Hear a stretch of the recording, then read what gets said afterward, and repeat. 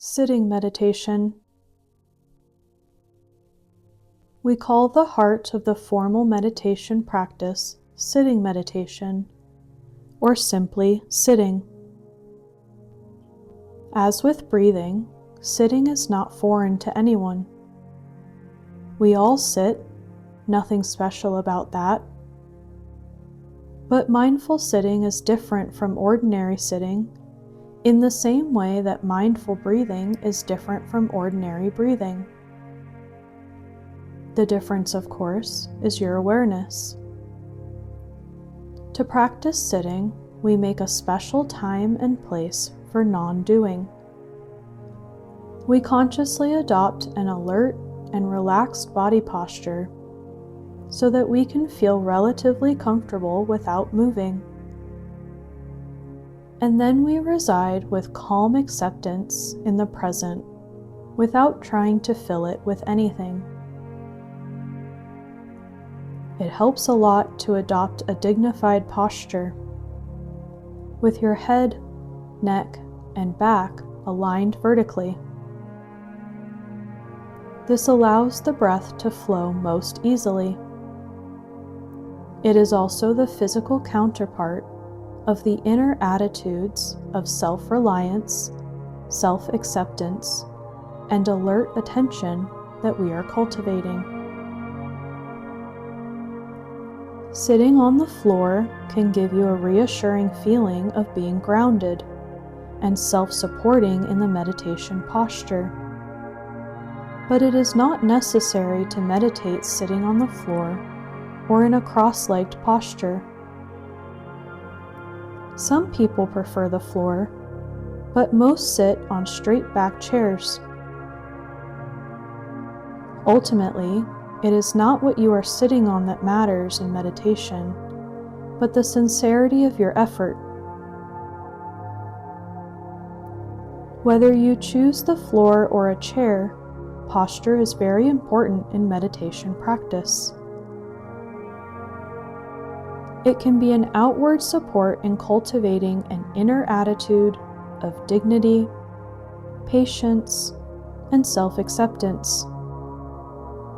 The main points to keep in mind about your posture are trying to keep the back, neck, and head aligned in the vertical, to relax the shoulders, and to do something comfortable with your hands. Usually, we place them on the knees, or we rest them in the lap with the fingers of the left hand above the fingers of the right, and the tips of the thumbs just touching each other. When we have assumed the posture we have selected, we bring our attention to our breathing. We feel it come in. We feel it go out.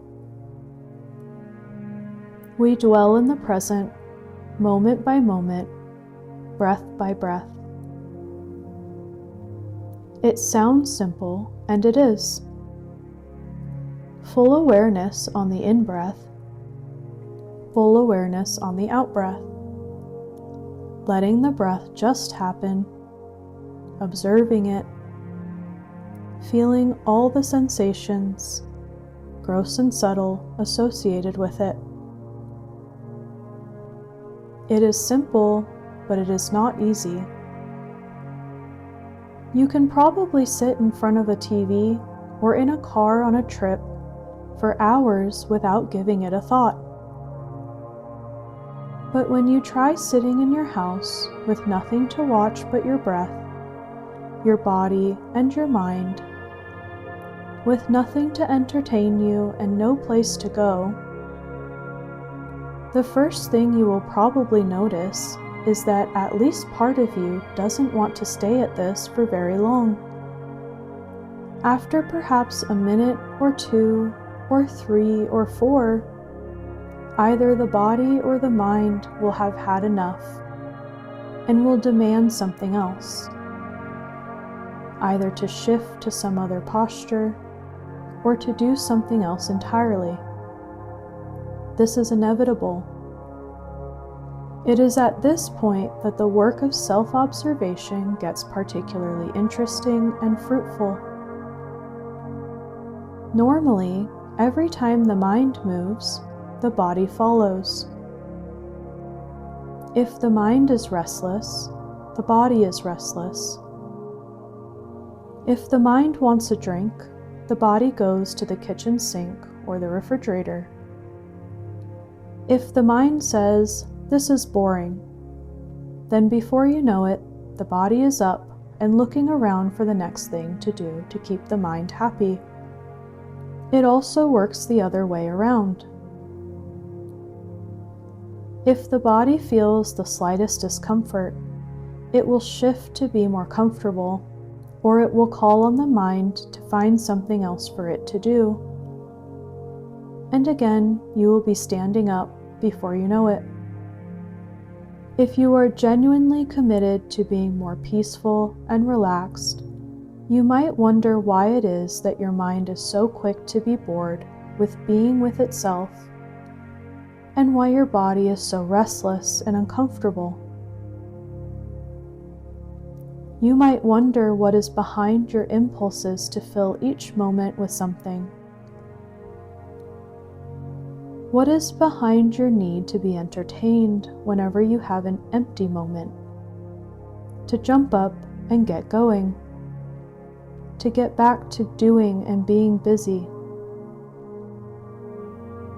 What drives the body and mind to reject being still?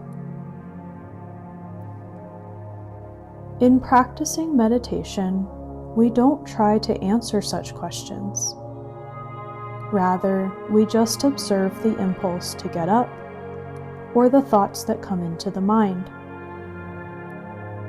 And instead of jumping up and doing whatever the mind decides is next on the agenda, we gently but firmly bring our attention back to the belly and to the breathing, and just continue to watch the breath, moment by moment. We may ponder why the mind is like this for a moment or two, but we are practicing accepting each moment as it is, without reacting to how it is. By doing so, you are training your mind to be less reactive and more stable. You are making each moment count.